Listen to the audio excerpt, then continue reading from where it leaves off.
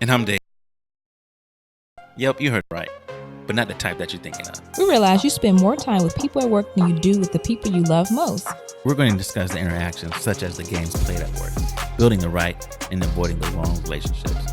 D'Angelo and I, we're currently work spouses. Join us each week as we testify, help, and complain about work in corporate America. Welcome back, co-workers. We are in January. Yes. I still can't believe it. That's why I'm saying it, so don't mind me. Yeah, I'm still riding 19 on a lot of things. So, what's going on? Well, first and foremost, I want to let everyone who's listening and watching know that David texted me and told me that he's not drinking. Oh. So. Yeah. And I don't have a problem with that. Because you know why? I don't drink by myself. So, this may be David's dry January. I don't know. I will further follow up with I'm in training. But I have some sparkling water here for me because I'm going to drink some. So you can partake in some of this sparkling water with me if you want. I'll take some water. That's a part of your, I'll take some water. Hopefully it doesn't give me gas. But actually, sparkling water is good for getting that out of you. I'm going to give you a little bit because you always. Yeah. And I'm just bringing sparkling water really for me because you didn't really give me a request of what you wanted. But cheers without sparkling cheers. water. We're back to the big pot. So, is that the only announcement, or you got some more announcements to make? I'll tell the cocktail of the evening. Okay, so Sparkling water is not much. Do you want to tell us what store you got this from? This store, this glass of sparkling Italian sparkling mineral water is from Whole Foods Market. I don't know why I'm telling them. Whole Foods, hit us up for some promotions. I appreciate anything you would provide. Yeah. And it's with natural carbonation added. Whatever that means, because I don't know. Okay. But it's from the Pine Nine Mountains. Tuscan. Oh yeah, those mountains. Yeah, those mountains are legit. You know of them? No.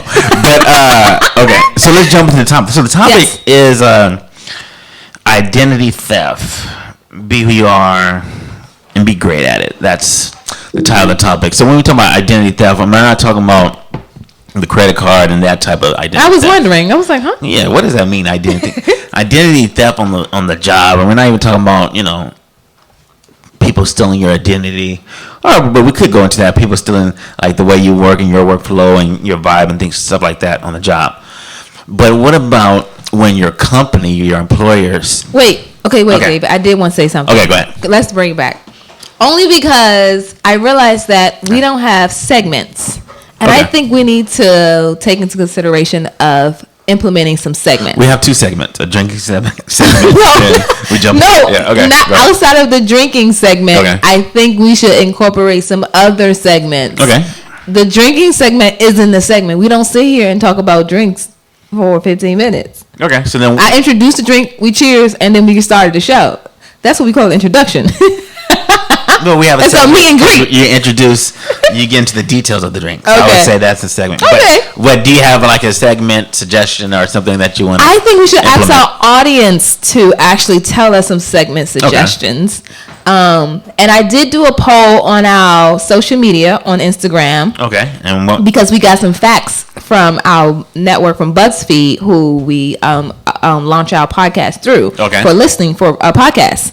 And I can share some of those. I'll share some of those. But before we do the segment, I don't know if we should start like coworker chronicles or work chronicles. I don't know, or outrageous story of weekly stories of people in the office or something. Somebody stole their lunch and act like they didn't have it or something off their desk. I don't know. I just think we should start some type of segment because I always hear these interesting or read these interesting articles throughout the week, and I'm like, oh, that'll be good to share with other people. One in particular involves Chipotle. Okay. As we all know, Chipotle is the Mexican fast casual healthy food too. Mexican healthy American food. Chipotle is healthy Mexican food? Okay. Yeah. Hold that thought. Okay. I'm going to carry on. So, they apparently have a nurse for those so-called quote-unquote sick employees on site. So if you say you're sick, you'll come into work and the nurse will evaluate you. Will evaluate you. You haven't heard about this? No, never. I heard about this and thought this was like, I was speechless. Okay, why?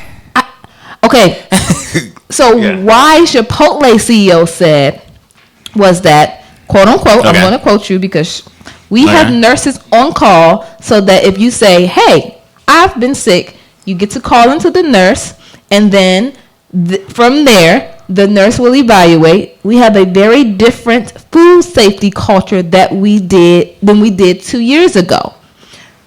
Said so the CEO. Wait a minute, I know where you're about to go. So because I thought this was interesting too. Okay. The CEO name is what's her name? I can't remember. CEO Brian Nicoletti. Okay. Yeah. Yeah. Told a conference on Wednesday that according to the Business Insider that they have a different food culture. And that they want to make sure that if someone's sick, basically they're not contaminating any of the food items or products or anything in there, which I can understand. Nobody wants food poisoning. Right. Get it. Got it. Noted. So it's okay. So now I'm clear on it. So if I work for Chipotle and I say I'm sick, I don't have to come in that day. It's just I have to see the nurse before I'm released to come back to work. No, you will go in that day. Why would I come in that day? That's one of the issues that I had with it. If I'm sick, I want to stay in bed. That's exactly. I don't need your nurse to tell me that I'm sick. And that's the issue that I had with it. So you're spot on with my thinking as well. I said the same thing. Why do I need to go to work for a nurse to diagnose me or confirm that I'm sick? I'm telling you I'm sick.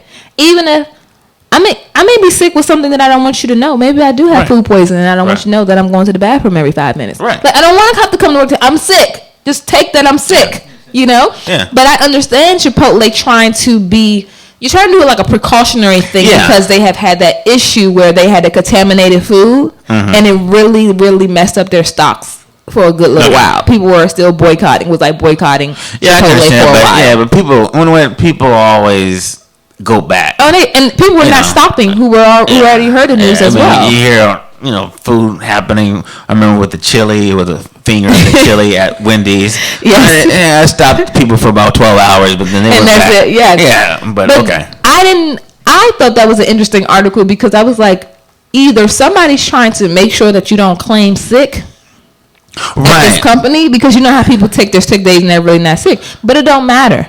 I could be sick, don't necessarily have to be physical. I could mentally need a break. You can mentally be sick. You don't have to physically always be sick where you have to show signs of coughing, having the flu, having food poisoning, having the stomach virus. Like, you don't have to. I don't need to. That's not necessarily the only thing that quantify as sick. So the nurse is employed by Chipotle, or is the nurse a third party? Because that's important too. No, they're employed. Yeah, so then they're and that is for the best interest of Chipotle. Chipotle, right? Yeah, I don't like. I believe. Don't quote me. I believe that she's employed because they also were saying that they have health care, which in that case, if you give me health care, that's enough. Just give me the best health care and let me go to the ER or the doctor and I'll get that copay that's $150 and we good. Okay. Then I'll give you the doctor's note. Then we don't go to the hospital because we don't want to pay the daggone copay. Yeah. Or the emergency fee. Yeah. People don't want to call the ambulance when they're sick because they don't want the fee. Bill. No. Do not call the ambulance. They can come and they can actually check me out, but I'm not getting in that ambulance. Yeah, no. I think that's just the African American way. That's the African American. I'm not getting there unless I'm not breathing on my own. If I can't walk in there and I'm not passed out and I ain't had no choice, yes. We're not and don't send no helicopter. A helicopter? Who is getting transported from a helicopter? You get in a car accident? No. Do not. Yeah. Don't send the chopper because they can come check me out, but I'm not getting in that chopper unless I stop breathing. Okay, that's so funny. I feel like that's just a whole nother segment in itself. But so from the segments that I mentioned, because I want to do this really quickly so we can really dive into our topics, and I'm trying to stick under the 2-minute limit. Okay. As you can see, I'm doing a good job. So on Instagram this week, if you follow us at WorkSpousePod, on social media, Instagram, Twitter, Facebook, I posted a little, meaning D'Angela, posted our little 2019 year in review, because as you saw, I was talking about, our stats that we received from our listeners, whom I want to shout out. I want to shout out our listeners because last month, I don't think I mentioned, I went to a holiday party and someone came up to me and said, I listened to your podcast. I love it. And I was like, oh my gosh, thank you. I was like, I didn't know you knew who I were. Okay. And I was like, thanks, girl. So I want to shout her out. So thanks, listening, girl. I appreciate it. So yes, moving forward. So BuzzFeed gave us a 2019 year in review. Okay. Now, granted, we started our podcast just in September. We didn't really start our podcast in the beginning of the year, right? So I thought we had some pretty good stats. I wanted to pat ourselves on the back, Okay. And that's why I'm bringing this to, today. So I said, let's play a game of Did You Know? Okay. So I said, in 2019, the shortest episode on Work Spouse Pod was 90 Day Probation, running at 39 minutes and 17 seconds. Okay. And the longest was Quit or Walked Off the Job at 1 hour and 7 minutes and 53 seconds. Okay. And I was like, whoa. And I said, do you prefer shorter or longer episodes? Right. What do you think they said? I would say most people say shorter. Yep. Yeah. 70% say shorter, actually. Mm-hmm. The other 30 was like long. I'm like, dang, how long do y'all want us to talk? Mm-hmm. So then the next one was, that stated was the most popular episode of our podcast is Work Spouse, which is our first episode. Oh, okay. That first episode was titled Work Spouse. And it was published on September 23rd. Okay. And I said, do you have a favorite episode? 83% said yes. Okay. I'm surprised that 83% said yes, that they have a favorite, but that's the stats. So then I put, as fans of Work Spouse who listen, most use Apple Podcasts or Spotify. Most of them use Apple Podcasts. Okay. Next, I showed, so also within BuzzFeed, they will show you your listeners and where they're listening from. Yeah. Yes, the location, the geotag, whatever you want to identify it. So I said, we have listeners from different countries. What country do you represent? So the different countries are Mexico, Finland, Nigeria, Barbados, France, Naples, Australia. Like I was just amazed. That's cool. Like, okay. Hey Mexico, hey Finland, hey Australia, like hey y'all, hey. Okay. And then the last, I think, was the first was the Work Spouse was the episode, and the last of the year for 2019 was December with holiday party shenanigans. Yeah, that was pretty good. So all those stats being said, we have published 12 episodes, right? I feel like 13, but okay. No, from the year. For the year. 2019. Oh, for the year. Yeah, 12, correct. Yeah. We're past that. We're like on 14 now. Right. 653 minutes of content. Okay, that's and 631 downloads. Listen, it's not hard to woo me, make me feel special, but that made me feel real special. Oh, you about to cry? I'm not about to cry because I don't really cry, but I'm just showing my crying with my words. I use my words instead of my tears. Yeah, and I appreciate it too, right? Just that's amazing. Since 2019, we started in September, and this is just the end of December. Yeah, so that means we gotta go harder. We gotta. You hear that, David?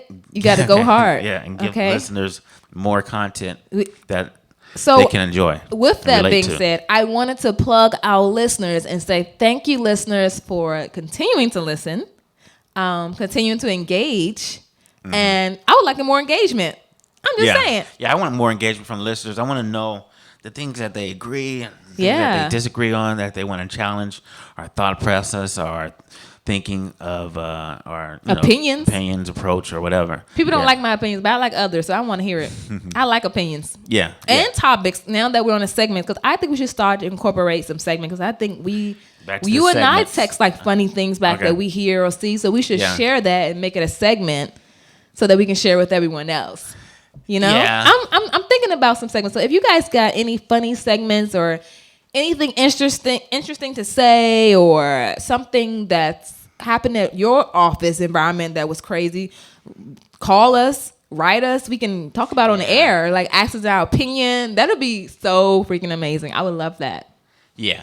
Okay. So yes, you can reach out to us on our social media, of course, at WorkSpousePod, thyworkspouse@gmail, all that. Like, I wanna hear from you guys more often. Like, don't think I want to know your opinions. I like opinions. Tell me. One day we're gonna do some call-ins. Call it. Oh, that would be call-ins. I'm here for the call-ins. Okay. So we can move forward. But that's all I wanted to say. Great. Okay, so that was a segment. Now we got the segment out of the way. So now to the next segment. So the topic, like I said, is identity theft on the job. So when I talk about identity theft, I'm not talking about.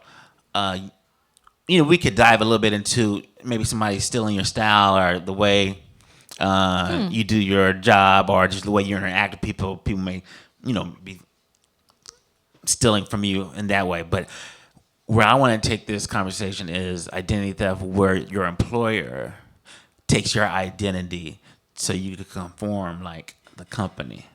Oh, like sort of like code switching. No, maybe. Okay, your employer, explain. Right. I mean, so of course, every company has a culture. Whether not a company or even a team. Mm-hmm. But sometimes you can become part of a team. It could be a sports team, or it could be part of a company, and they take your identity away from you and conform you, or trying to shape you to be more like the rest of the group. So we're talking about identity theft, and if we talk about sports, I love talking sports. So if we're talking about like the Patriots or the San Antonio Spurs basketball, we know that their culture is more about the team, what's in front, not about the name on the back. There's some pros, I didn't know that, but okay. And there's some cons to what we're gonna label as identity theft. Okay, can we not talk about sports? Because I don't even understand that. But I need another analogy. Okay.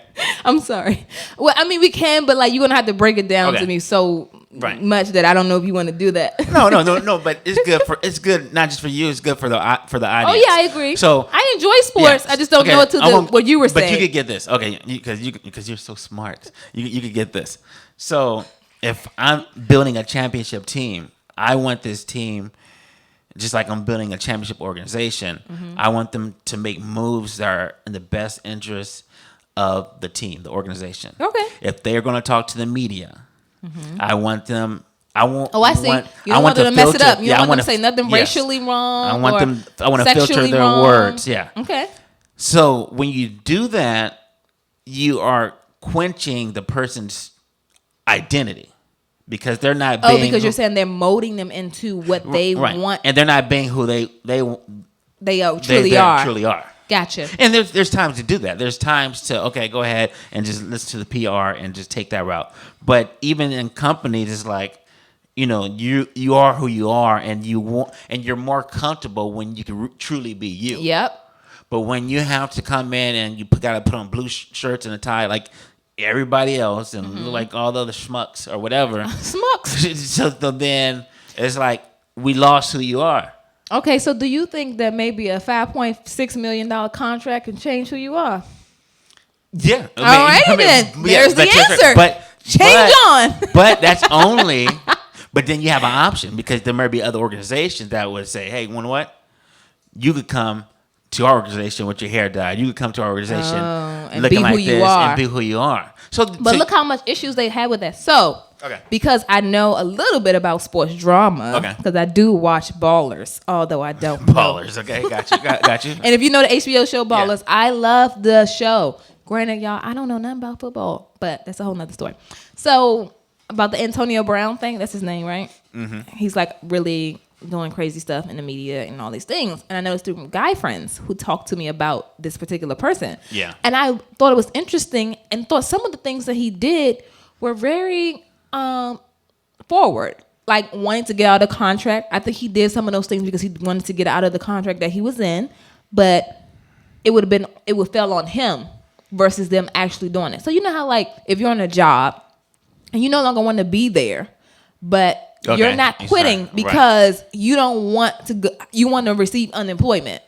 Right. But if you quit, you cannot receive unemployment. Although the job is stressful as hell, you're sick of the people, you're sick of the boss, like but you're not being treated fairly, or something, right? And no one is adhering to that because they're trying to make you quit. So it's almost like a forces against each other. They want you to quit, but you contractually can't because then you're held with all these fees or other legal case things, and then they don't want to fire you because then they don't want to show that they did the due diligence or made the choice to fire you, and they look bad as an organization.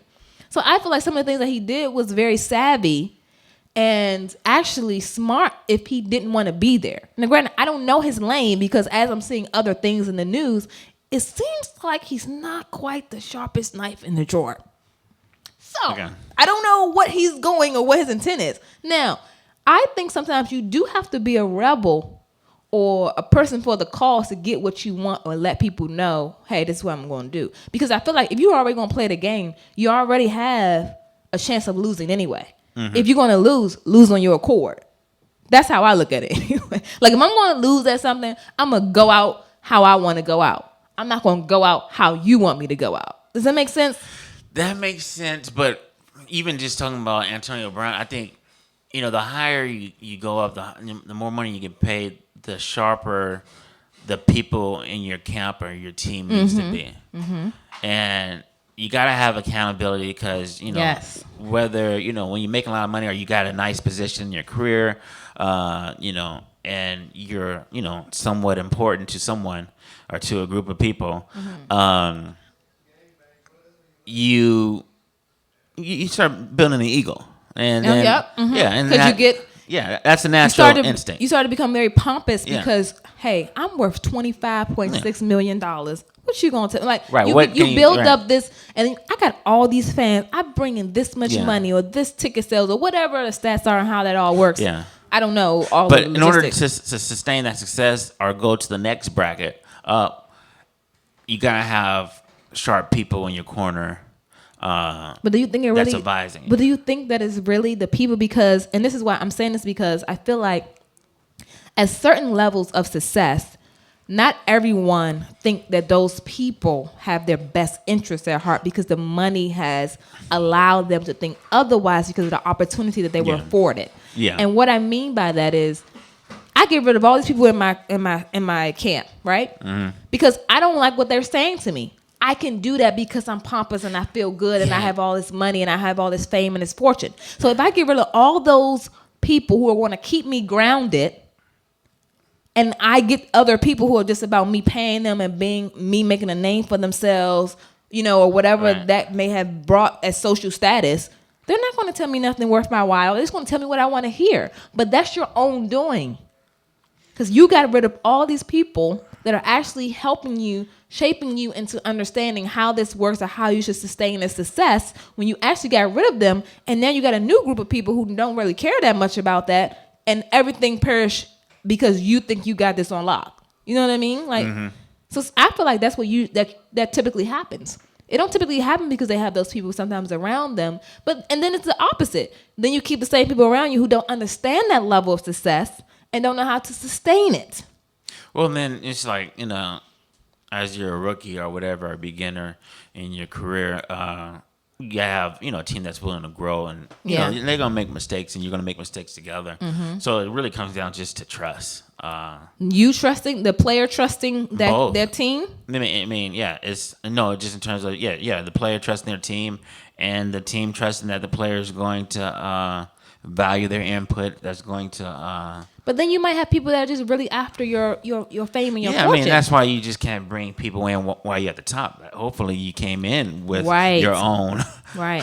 But I'm saying if you got rid of them, you decided not to have them. If you got rid of them, then guess what? You're getting rid of what helped get you there. Right. So why would you be able to sustain it when you took the foundation away? And I thought of that because I don't know if you've seen the Kevin Hart documentary on Netflix. Yeah. It made me think of his situation when he said after the cheating scandal that happened and it was leaked from somebody in his camp. Yeah. And he said something that was very profound to me about how his friends, his group of guy friends who are normally around him always or typically when they travel together were not around him when this took place. When that took place. It was just one particular individual who actually Right. sold the tape or tried to blackmail him or whatever the case may be, the scandal is.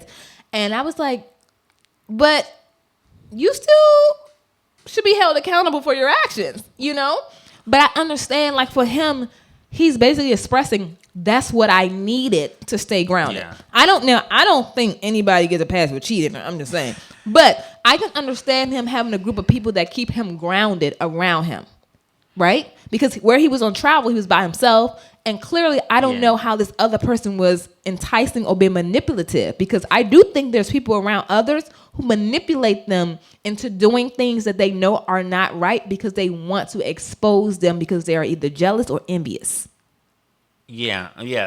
Jealous and envious is going to play a part. Yeah. Even within your camp. Oh, yeah. In that particular situation, one thing I just don't do, and this is just for David, I mean, when you hear about, rich people cheating or, going, people cheating. It's a difference than rich and broke people cheating. To me, because it's a different temptation. I think the temptation is so great. I don't know what it feels like to walk in a casino and know that I could grab 80% of the women. Exactly. So yes, you still should be held accountable, and I'm not giving anyone a pass. Oh, you're rich. Oh, you get to cheat. No, but I'm not gonna act like I know it's so easy to just stay faithful. I'm not. And I think that's the nuance in sometimes the majority of things that happen in life, unless you're on that level, right? And I feel the same way when it comes to the situation when I was talking about. That's not Cam Newton. I was thinking about Cam Newton because I just read an article about him too. Brown? Antonio Brown. Like, if you let go all those people in your group, Kevin Hart has, just comparing them to, although they both not, Kevin Hart's not an athlete. If you let go those people who keep you grounded, but that has also been an internal understanding because he understands himself as he's matured throughout the business. These people are for me and rock for me, and also will help me grow. There's not a lot of people that you can say it about through and through, year and year, through these different life circumstances and changes. Like, they all married, they all, like, when most of them married, they going, getting things done, helping him out. Because they're even, I think his trainer's like even helping him, work for Nike. Like, that wasn't like a deal on his own. He was like, hey, you working out, they see you working out, why not? Let's do the deal. So It's just like, these people also, investments for you too, because they want to see you succeed, and in that, in return, they succeed too, because they're behind you with it.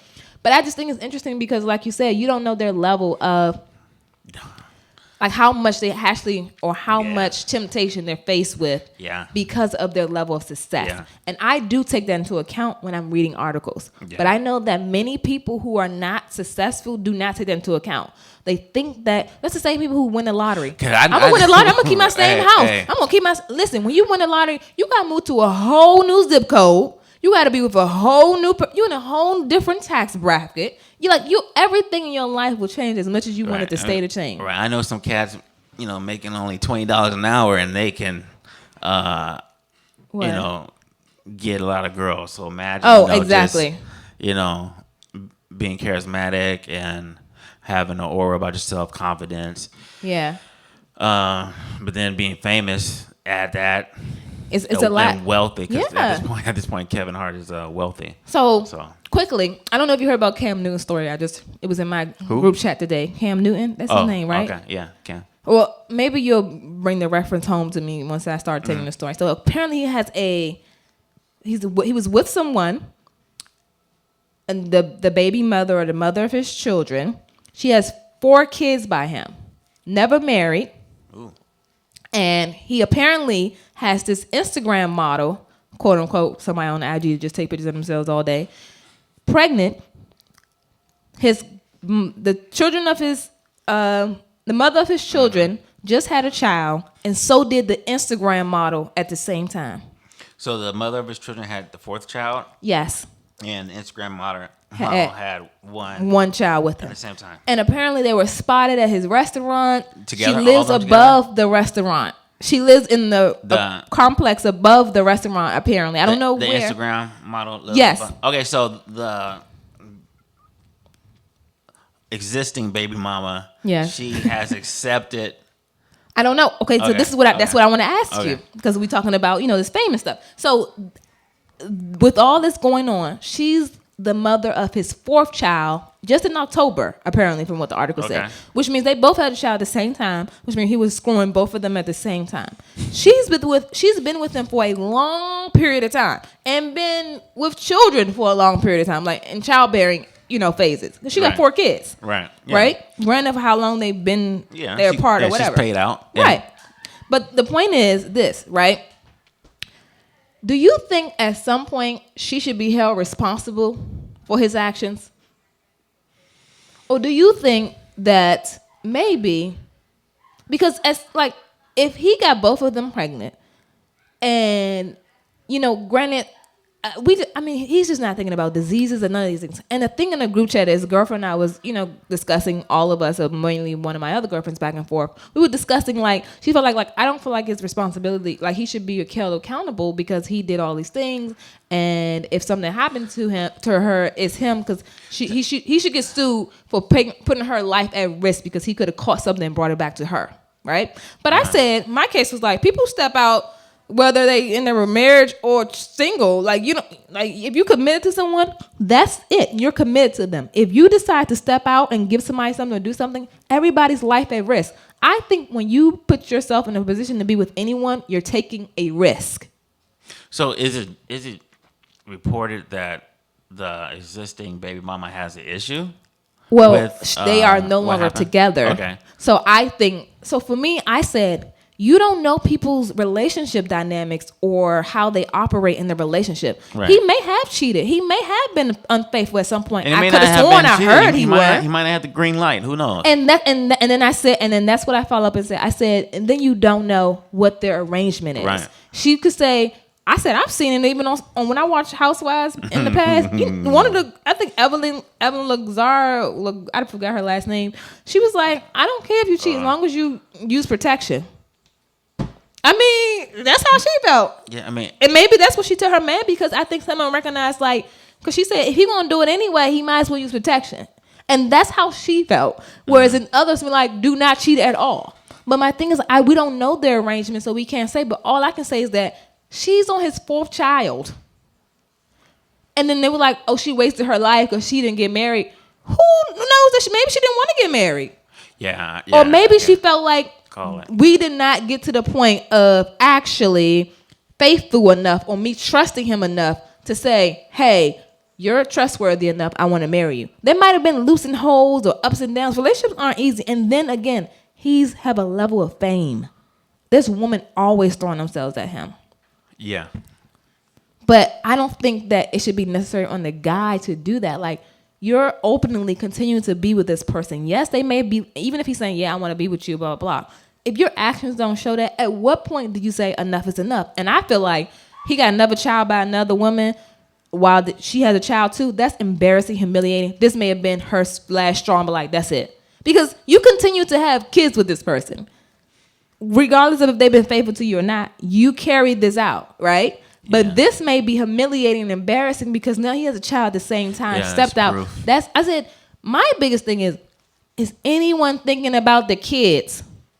How are you going to go home and explain this to your kids? These kids have to, you have to bring 2 women together, co-parent all these kids at the same age, talk about how you got 2 kids born in the same month. What the heck? That ain't twins. Yeah. You know what I mean? Or Siamese twins, or they, about the same woman a year later, or 18 months later. That happens when people get pregnant right after. But it's like, what? The kids, the lifestyle of the kids, they go to school. These kids, you're a high profile person. You get your dad's talked about in school. The kid's gonna teach you. That's insane. You know what I mean? I don't think adults, these people in positions of fame, understand what they're actually doing to their family. Their actions are hurting their family. Yeah. These kids always have to see what their dad, mom did on social media or internet. Are you thinking about your kids that you're supposed to protect for the rest of your life? until you die. Yeah, I mean, well, then that's when people don't have that forethought and selflessness sometimes to them. Yeah, but yeah, you do have to protect the kids. That's the main thing because they're the one that's still developing and right. So I don't like think they think about that. And when they're like doing all these things or all this craziness, especially like they have video of Kevin Hart cheating. Your kids see that. You know, they have video of like, you know, your kids see that. Like, you're not humiliated from just your kids seeing that. True. Let alone your woman or your husband. I don't know. But not to get off course here. We can get back on course. Yeah. But I just, because we talk about high profile people, they're really making the same mistakes the average person is making, honestly. Oh, yeah. But it's just because they're high profile, they're scrutinized more. Yeah. I mean, to me, it's just a different ball game, too. Yeah. Oh, yeah. Yeah. Your fame comes with a totally different hierarchy of, like, scrutiny. Mm-hmm. And there's some women that are willing to, exactly. take. Yeah, they know what it is. They don't care. Yeah. They're getting the benefit of your name and your social status. Yeah. So, okay. So, back to employee identity or identity in relationships, too. Yeah, so your employer, so we're talking about conforming to the way that your employer may want you to be or respond. So, I looked up the article and it's called 5 workplace dynamics that fuel an employee's identity crisis. So we know what identity crisis is, but what is identity crisis as it concerns to work? Yes. What is it? Employee identity crisis emerge from when your supervisor lacks the emotional intelligence and spends more time on advancing themselves rather than serving others. Okay, that's about 99.9%. No, I'm just kidding. Okay. Additionally, employees risk losing their identity when they are part of a workplace environment that forces them to, respond unnaturally, or when, for in my own words, like when you really can't be yourself, like they're steering you a certain way, and like I said, this is a fine line when you talk about this topic because there are some cultural norms that, in terms of within a company, that you should conform to. Of course, yes, we make the adjustments. We got handbooks and policies and things like that. So we understand that, but then there are some things about yourself that you don't want to lose when you join a work team. So it says that when you lose your identity, you become a replaceable commodity rather than appreciative asset. Wait, repeat that? So, excuse me. So it says when you lose your identity, you become a replacement commodity rather than appreciated asset. That just makes you seem like so indispensable. Yeah. So, right, because, of course, you got hired. Well, dispensable, rather, not indispensable. Right. So, of course, when you go on the interview or you become part of a team, you're getting chosen based on your skill sets and based on the interview. Okay, they saw something in you. And so you possess something already where they felt like you're going to be an asset to this organization. So if you saw something in me that I'm going to be an asset, it's almost like even when you're dating, it's like, we went on the first date, or you liked me, and you liked me good enough to ask me to go out again. But now on this second date, on third date, fourth, fifth, sixth date, you're slowly trying to make me adjust to what you want me to be or how you want me to be. Right. Or you're stripping things away from me that made me me. So let's take it a little further. Then, do you think maybe that's the issue on the employer or the person? Because it's like, why try so hard to make this person conform instead of understanding that this change might be either good for your organization or might be good for you as a pertinent person dating someone else and your change, your growth? Because ultimately, you're only wanting this person to conform to things you are used to. Because you are not used to it, you're actually the one that's unwilling to conform or make slight adjustments and say, well, I have done things that way all the time, but I can change. But that's not the open-minded or openness that typically takes place, especially not in an organization, let alone for someone who's dating. Because people have a list that they want, Right. Okay, so then there's five. So there's 5 tips. So it says your boss doesn't really know who you are. So this is common. So and it's very important. Hopefully that you only have one supervisor, versus if you work at a place where you have multiple supervisors, and like because there's places where you might have 3 immediate supervisors or something like that. Like how do they really know who you are and what you represent as an employee? Do they know your natural talents or your gifts that you could bring to the job? So if they cannot identify those things and steer you the correct way so you can be successful in the company, then that's a form of losing your identity. Let me make it simple. Let's say your job is you're a vocal coach, or you're you manage talent singers, and a singer comes and they do an audition and they sing neo soul, and they're great at it. Neo soul, and you pick them up, but you didn't spend enough time with them to really know how good they are at neo soul. So then you categorize them as, and you tell them, I need you to do this gig, but it's country. And I see. So you don't really know their vocal range because you haven't taken the time, or what they actually can sing, or what level, and you or don't how know their far. strengths and weaknesses within in terms of music, that genre, that style of music. But even just at work, you don't know their strengths and weaknesses in terms of what. Oh, maybe she's good at doing presentations, but instead you just have her. You're onto something here, David. Typing it up. You're onto something. So then, therefore, because you were good at presentations, and now I just got you typing it up but not presenting it, I'm not really using my resources wisely. Right, and you're losing your identity. Yes. I think that happens a lot in organizations, honestly. I think they fail to get to know the employee's strengths and weakness, or fail to get to actually allow them to tell them that.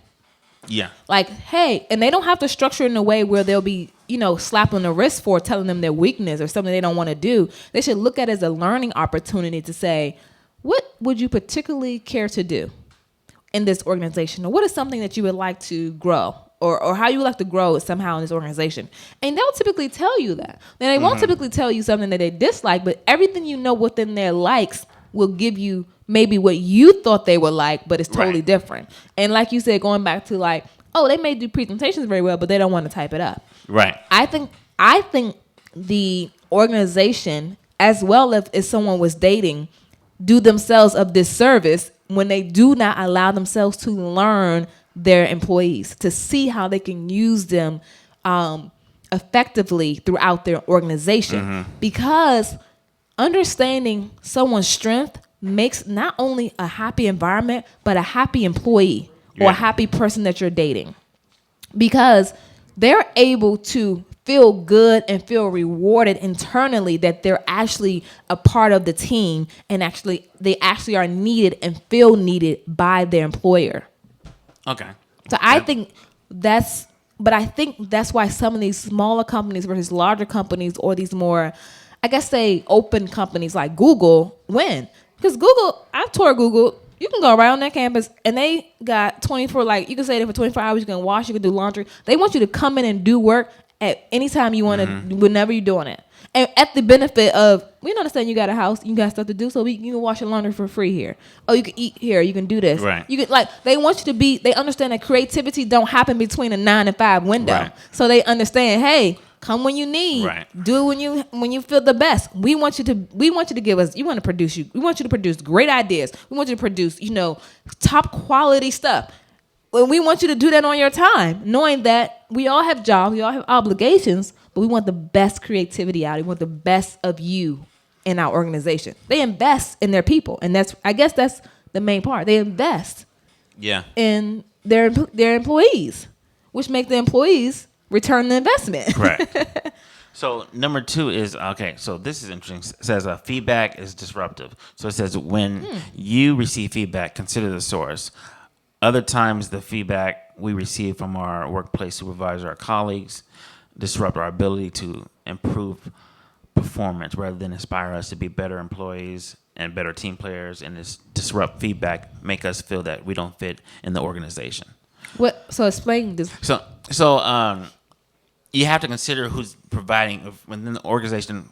Consider who's providing you feedback. Okay. Because some feedback, the person could just be attacking you, and they're not. Oh, we talked about this before. Yeah. About how you actually provide critique. Right. Okay. They could be attacking you, and they're not inspiring you to want to do better or perform better, rather than they just pointing out the things that you're not doing that doesn't fit with the organization. And that also goes back into saying, like, not all those people who provide that feedback are leaders. True. They're just doing the job on paper. They don't necessarily. Leaders are people who motivate. Leaders are people who understand resources and use them wisely. Leaders are not the people who just provide those feedback. At that point, it's someone's job, and while they're providing that feedback, they're not doing it in a way that's important or that actually constructive, right, to their growth. Again, this is another good one that you're going to like. Number 3 is organization lacks strong leadership. Or not strong leadership wrote this article. And identity. Because when your leader, your CEO or your president or the supervisor, manager, director, whoever, when they don't have a strong identity within the company, that's going to make you have a weak identity. Or their identity could be crooked, it could be corrupt. And these... So then, that's a good one. I like that one the most. So then, therefore, it's like, hey, you know what? We do some shortcuts around here. You don't have to fill it all out. You don't have to follow that policy. So then, you're losing. You once again integrity, credibility. And, I can go on. And you're being stripped of your identity. Which your identity, when you came in, you had integrity, you had credibility, but now you conform to the way the organization does things backwards. Yeah, you're right. And when I moved to the East Coast, I'm gonna just put them on. You better not put watch your mouth now. I went to work for the city of Baltimore. And I saw, this does not look good. I only stayed for 3 months because you only stayed 90 days. 90 days because I can see you evaluated the job. Right. Yeah. I can see that they're doing things. Well, they were at the time. Were doing things to me that was very questionable in terms of procurement, in terms of contracting for the city. And I got out there. But the thing about it is, like, it's so easy. You could have stayed and I could have done some things backwards and some shortcuts and things like that they were doing. But, like, once again, we're talking about identity theft. And in your organization, and even somebody that you date, could strip you from your identity. Where they can try. Yeah, they can, and you could come to an organization. Let's say you could start dating someone, and you know what they like. Let's say you don't pop pills. Let's say popping pills. Yeah, David, you couldn't have got a more sound example than that. I'm gonna use pop pills. You get it with a guy, and all of a sudden you find out he popping pills, and he's like, just try one.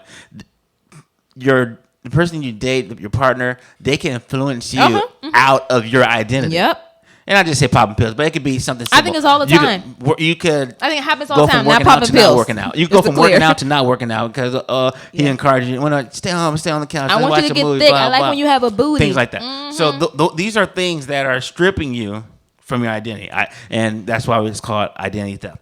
Okay, because I know we only got like 10 minutes, so I want to get through 2 more. Yes, go ahead. You got the floor. I got the floor. Okay. So then it says business necessity and the urgency of now. Our identity of our employees as employees often gets lost within the critical state of business necessity. This is especially true during times of crisis and change when the urgency is now becomes overpowering and it derails you from your focus. Okay. I can understand that. Okay. In emergency situations, things like that, and that kind of goes with number 3, where you kind of take shortcuts. In an emergency situation, you change the rules and you modify. Yeah, but that's not really. That I don't really think that needs to be pointed. I feel like that one is necessarily needed when you have to make decisions swiftly. Like that's critical thinking. Like you have to.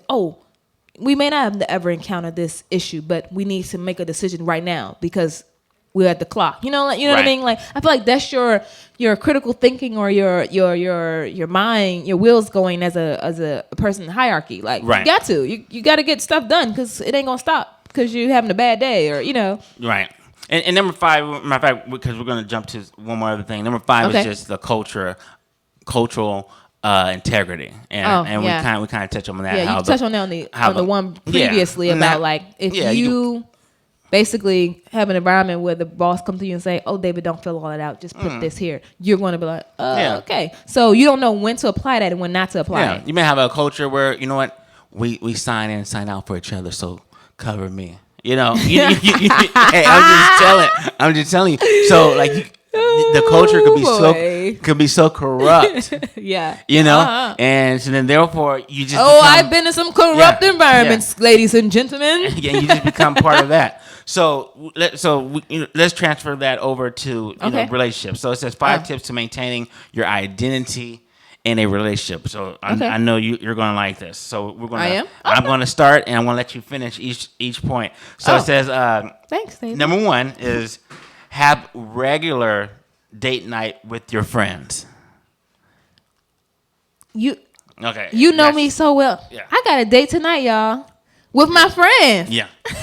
And you have to. And so we all know. I love date night with my friends. I don't know how people don't. I think even if I become married, I'm gonna enjoy my spouse for sure. But I don't think that it's going to replace my friends. I'm sorry. I need my friends. And that's how you're going to keep and maintain your identity. Well, let's hope I get... Oh, okay, yeah, I agree with you. I thought you were going to say something else. No, okay. No, we're sticking to the identity. So then, number 2 says, pursue your passion projects.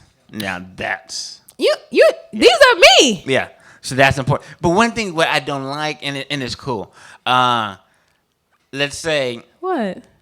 Let's say we're dating, and one thing I like to do is play racquetball. Okay. So let's say, let's say I got you into racquetball, and all of a sudden, you're doing it, and you're just doing it for me.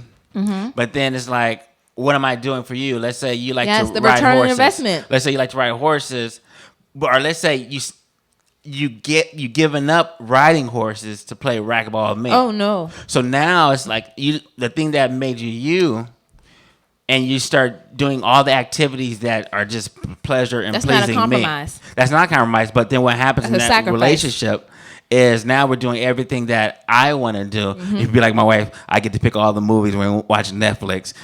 You get to pick all the movies? Most of 96%. Well, maybe, but that's different. Maybe she trusts your movie sense. Yeah, she does trust me. Yeah. She may trust that you're going to always find the good movies. Yeah, but then sometimes she complains. But that's different than someone giving up a hobby that they really enjoy. Yeah. Those are two different playing fields. Two different things. But I'm saying that you can't forfeit your choice or your preference for the relationship, or then therefore, are you being you, or are you just being? You're not being you. Right. I don't think you're being you. I think that's when it's becoming an unhealthy identity crisis. Like we're gonna have to have an intervention. Right. Like you cannot take on the things that I like. Now, you may enjoy them as well, but it's no way that you enjoy them much as me, unless we both noted that we enjoy these things equally. Right. Because you can have that in common with someone. Right. And the key word is passion, because there has to be some things that you're passionate about. Yep. And I cannot strip you of those passionate activities. And unless you met the person that way. So like if you were in sports and you both played the same sport, like if you were tennis and we both played tennis, then that's both our passions. Right. Or sometimes you can find two people who do like tennis and it's one passion is like, I just good at it and I just play. Mm-hmm. So yeah, I get that. No, but I think you need to have your own passion product. And I think it's also on the partner to encourage them to do so and move forward with continuing to like go after those passions and maintain that identity. Okay. So 3 more things. Hey, moving on. Yep, go ahead. Now this is kind of interesting, but I'm sure you're going to agree with this. So take a weekend getaway without your significant other. Do you not hear me say I need my friends, I need my passion, I need all these things are going to not involve them. But everybody's not a fan of their partner leaving them and go do guys trip or girls trip. I'm with my partner all the time. Yeah. One time is not going to kill me. I'm not saying that's me. I'm not saying I had that situation, but I'm just saying some people I can't. Oh, I have to sleep in the wife. I have to sleep in the bed with my wife every night. Wherever I do. I know people in relationships like that now who are not even in marriages. They don't want. They can't spend the night. I think so. I'm the person that loves to miss the person that I'm dating. Mm-hmm. So if you're around me for 5 days out of the week and I've seen you every day, those few hours, I want to miss you. Like, you know what? You weren't here for like 3 hours and I miss you like for a hot second. So yeah, great. Yeah. I want to miss the person that I'm with because then it's like if you're always there for me at my disposal, like. And I'm like, hey, you saw that? Hey, you saw this? Hey, right. Like, you know everything right away. It's no conversation. Yeah. Okay. And then number 4 it says, okay, learn something new about yourself. That's I think that takes effort though, to discover something. It's new innately got to be right. a part of who you are already. I feel like if you want to learn something new about yourself, no relationship, nothing is going to take place in your life that you're not going to continue to do that because you have to get back to that person to be these people for everyone else. Right. And then 2 tips that it gives for learning something new, because to me it's a little more difficult. It says, take a seminar by yourself. Like, learn something, get the information out of the seminar, understand, and might be able to explore and take your thoughts down a different road. That reminded me of when I went to now that I've told everyone I'm a food blogger, when I went to my blogger trip in New York, I think I told you because I think I played hooky from work one day regarding it. I went to New York for a blogger trip. They were literally, mainly the bloggers, the women bloggers were married with children. Okay. So I thought it was really good to see that they were out away from their home, away from their husband or their normal environment, husband and wives, and actually had something that was their own and could be, in that environment with other women. The majority of women that were there were married women. Now, whether some of them had children or not, but they were married. So it shows like I'm continuing to do things that I enjoy, although I have become one with someone else. And they encourage that and respect that. Mm-hmm. I think that's monument. Like, I think that was like amazing because a lot of people think of like marriage as being stifling. Like, oh, I have to stop doing this or I have to, I'm saying from a single person's perspective. And I don't want, that's why I didn't want to necessarily get married until I saw other people who were married, and I was like, "Oh, you all make what your marriage is." Yeah, I didn't recognize that until I was in my late 20s because I was like, "I don't need to get married," and then I saw like, "Oh, we can decide how we do this." Got it. I mean, one thing that I did, I think you could reduce, like when you get in a relationship, marriage. So when me and my wife, we met, I was probably playing racquetball 3 to 4 days a week. So I was playing excessively. That's a lot. So then now, then I cut it down. Okay, I just do 2 days a week. Okay. So there's some reduction maybe in your passions that you have to do to fit the family. But you also have other things. Yeah, you have kids. You have, it's a schedule. Like, so that's different. But you're not totally stopping it. And the last thing is, this is normal that everybody should know. Oh. To maintain your identity, get a hobby. Oh yeah, but if you don't have a hobby, sometimes starting out the relationship, you ain't gonna get one. That is true. I'm sorry. That's how I feel. Y'all may feel differently, but I've been in relationships where I've been with people, and I'm like, "What do you like to do?" Nothing. And they don't say this, that, and the other, and I'm like, "Okay." And then I don't see anything, and I said, "You don't like to do anything." And they say, "Yes, I do." I said, "I've known you for 12 months. You ain't do nothing yet. You don't like to do nothing." Yeah. I'm not coming off of it based on no hypothetical. It's facts. I haven't seen you do anything in 12 months. If I've been knowing you for 12 months and you haven't done anything by yourself without me, you don't like to do anything. Okay. Yeah. Period. Yeah.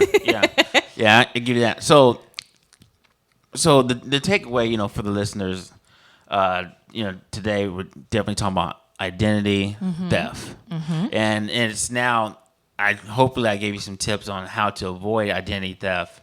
And don't let no one take your identity. Right.